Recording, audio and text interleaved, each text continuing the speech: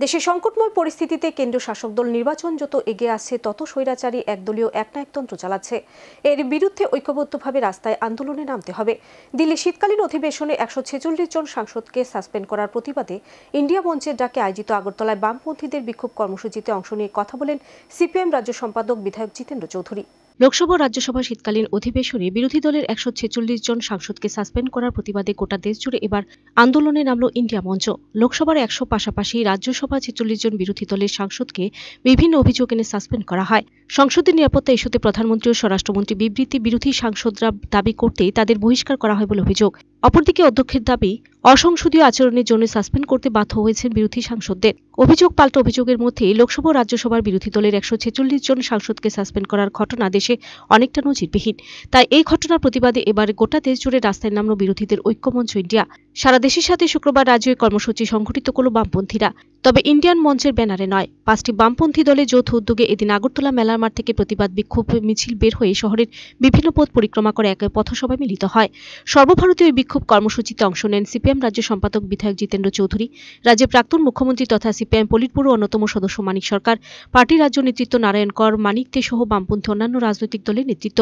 এদিনের এই কর্মসূচি প্রসঙ্গে সিপিএম রাজ্য সম্পাদক জিতেন্দ্র চৌধুরী জানান, সংসদের শীতকালীন অধিবেশন চলাকালীন সময়ে বিরোধীদের 146 জন সাংসদকে বহিষ্কারের ঘটনা নজিরবিহীন। ভারতের গণতন্ত্রের কলঙ্কজনক অধ্যায়। সরকারের মেয়াদ শেষ হচ্ছে, তাই বিভিন্ন কৌশলে কালো টাকা ব্যবহার করে কিছু জায়গায় তারা জিতেছে। কিন্তু জনগণের যে প্রশ্ন, বেকারি দ্রব্যমূল্য বৃদ্ধি, কৃষকের আত্মহত্যা, ধনী গরিবের মধ্যে বৈষম্য যেভাবে গত 10 বছরে দেশে বেড়েছে, তা যেন বিরোধীরা সংসদে তুলতে না পারেন, তার জন্যই তাদের মুখ বন্ধ করতে এ ধরনের সাসপেন্ড। তিনি আরও বলেন, দেশের সংকটে শাসক দল নির্বাচন যত এগিয়ে আসে তত স্বৈরাচারী এক দলীয় একনায়কতন্ত্র চালাচ্ছে। এর বিরুদ্ধে ঐক্যবদ্ধ হতে হবে।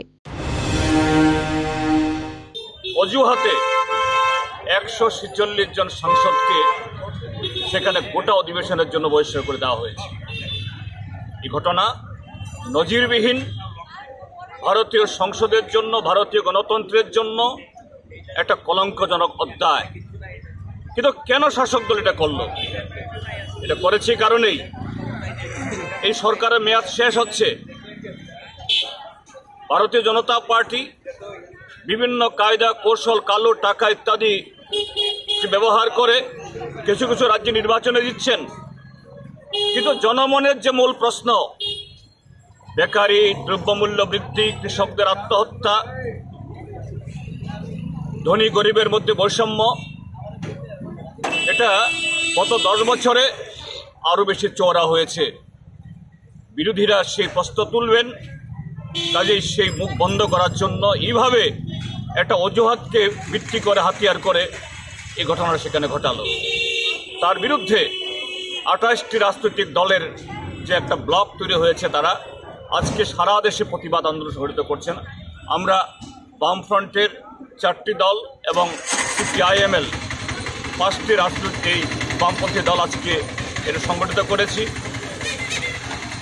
আমরা আহ্বান জানিয়েছিলাম এবং এই অন্য দলের তরফ থেকে আমাদের সাথে যোগাযোগ করা হয়েছিল, বিশেষ করে জাতীয় কংগ্রেস। তারা অনুরোধ করেছিলেন যে বিকালবেলা আজকে একসাথে এই কর্মসূচি করার জন্য। Video report search India.